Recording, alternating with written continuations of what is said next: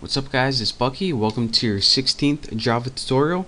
And in this tutorial I'm going to be teaching you guys how to use multiple methods and also something called instance variables when working with classes. So let's go ahead and open up our Tuna class and clear anything out if you have anything in there.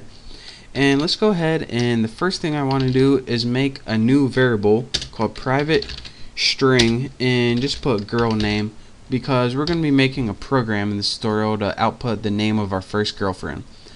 So the first thing you probably notice is instead of public I put private, and this is because when you're working with classes, right now we have two types of variables, public and private.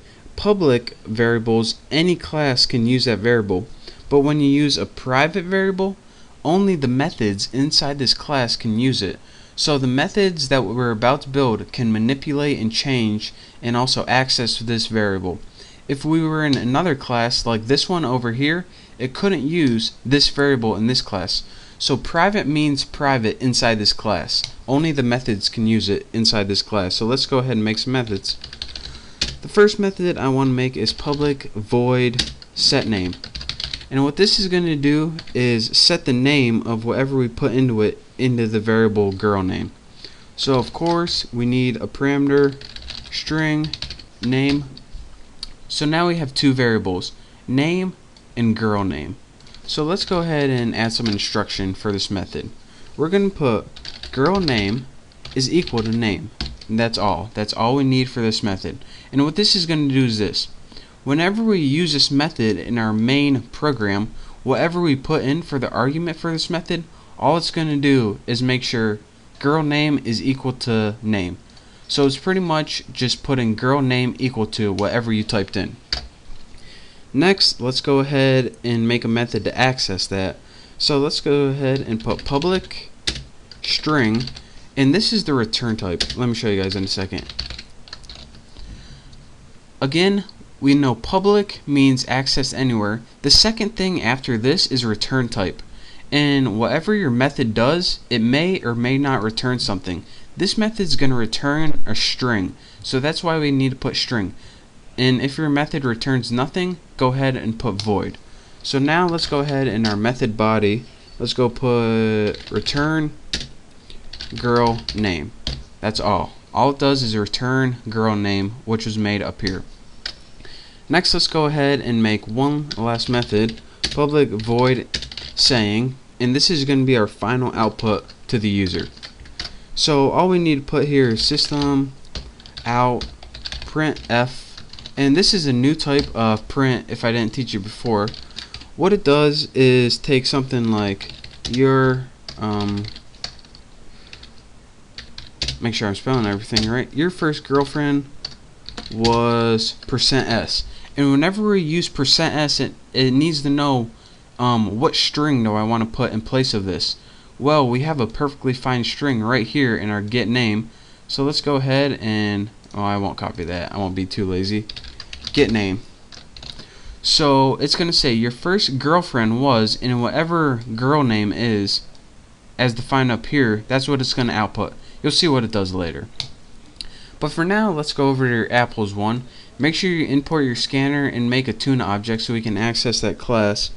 And now let's go ahead and just put a basic prompt on the screen so we can tell the user what to do. System out print line, and what were we gonna print? Just print something like enter name of first girlfriend here. Just any prompt will do, just so we're not lost, so the user actually knows what to do. And after that, go ahead and we need to make a temporary variable. So we need to put string temp. You can name yours whatever you want. I just name mine temp for fun. Input, and this is where we use our scanner variable. Next line with empty parameters. And again, whatever the user types in as their answer, it's going to be stored in the variable temp. So that's what this line does. This is just a prompt. This takes whatever they enter and stores it in the variable temp right there. Next, we need to do something with this. So let's go ahead and use our tuna object, and we need that to access set name. And of course, the parameters for this is going to be that temporary variable temp. So what it's going to do is take the name that they entered and set it equal to girl name right here. It's going to take it, which is name, set it equal to girl name. Now we need to do one last thing. Now that we got that name equal to girl name, all we need to do is do tuna object dot saying with empty parameters. And what this does is use the tuna object saying. What is this, you may ask? The saying just outputs on the screen your first girlfriend was, and it's going to be whatever they typed in for the name. So let's go ahead and run this, see if I got any errors. And I don't, so let's go ahead and enter the name of your first girlfriend. Mine was Kelsey. Go ahead and press enter, and it says your first GF was Kelsey, stands for girlfriend. She was a babe. So let me tell you guys what this does one last time. Import scanner, we know what all this stuff does. Enter your name. What this does is allow us to enter a name, and it's going to store it in that variable called temp. And what the next line does right here is say, alright, in your class tuna, take that variable temp and use it in the set name method. So now it takes that variable named temp, which was Kelsey, and stores it as girl name. So now girl name equals Kelsey. So it says, alright, now what? Well, next I want you to just use the saying method in the class tuna. So it says, alright, we know that girl name is equal to Kelsey now. So now we can use that saying, what you told us to do right here, and just your first girlfriend was Kelsey. And again, if you don't know what printf does, then check out my C tutorials and I go over this. This is the common print function in the language C. Also, you can use it in Java, but this is just another way to print, so don't let it confuse you. So that is how you use instance variables and multiple methods. So again, you can use multiple methods in the same class.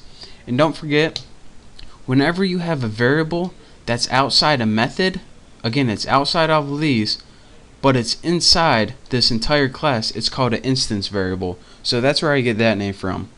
So I hope you enjoyed watching this tutorial. I hope you understand at least a little bit of it. So thank you guys for watching. Make sure to check out my next tutorial. I promise I'll be clearing this up for you. Don't forget to subscribe to my channel, and I will see you next tutorial.